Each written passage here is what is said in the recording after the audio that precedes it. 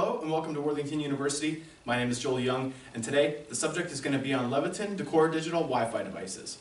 The special thing about these is they can be standalone, so if you wanted to buy just a switch or just a dimmer, they also have plugins available as well. These can be standalone devices. As long as you have a Wi-Fi network in the home, you can actually connect to these devices directly, and you can set up schedules internally and all that kind of stuff. I can show you some screenshots as well. But basically, I'm going to show you a quick little setup here on this. We also have some devices on the table here you might be familiar with. That would be the Samsung SmartThings Hub, as well as the Echo Dot and the Google Home. So we're going to show you a little bit of voice control, a little bit in the app, and kind of go from there. Now, as I mentioned, these can be standalone. So basically all you would need to do is download the My Leviton app.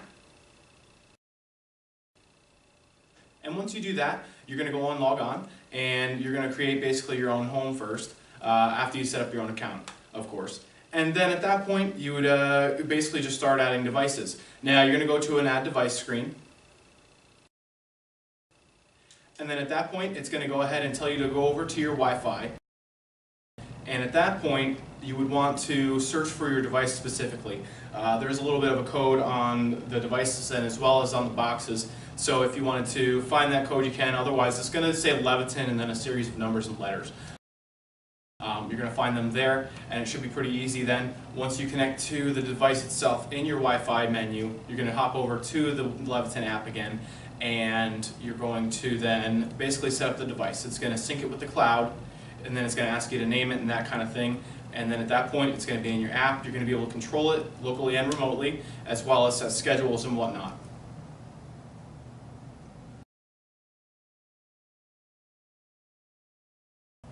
Now the process is the same for the plug-in modules as well, so you shouldn't see any difference. The only difference you would see between devices would be a dimmer and a switch. One's going to have a slider and one's not.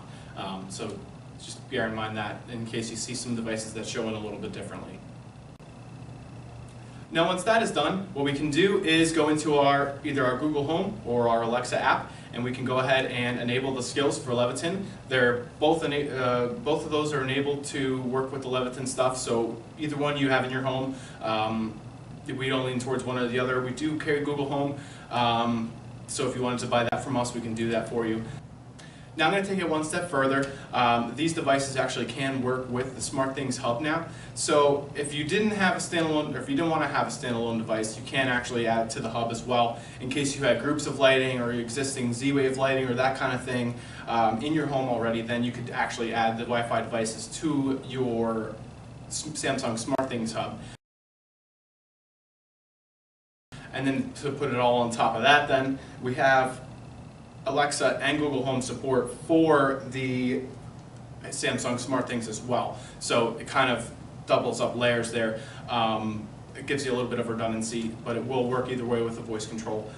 So that's kind of where everybody's moving here at this point. Now that everything's set up, I can go ahead and use my voice control to control my lights. Alexa, turn on Leviton dimmer. Alexa, turn on Leviton dimmer. Okay. And it turns on the dimmer that I added to that network. Well, I want to thank you for tuning in to Worthington University here for our Leviton Decora Digital Wi-Fi devices video.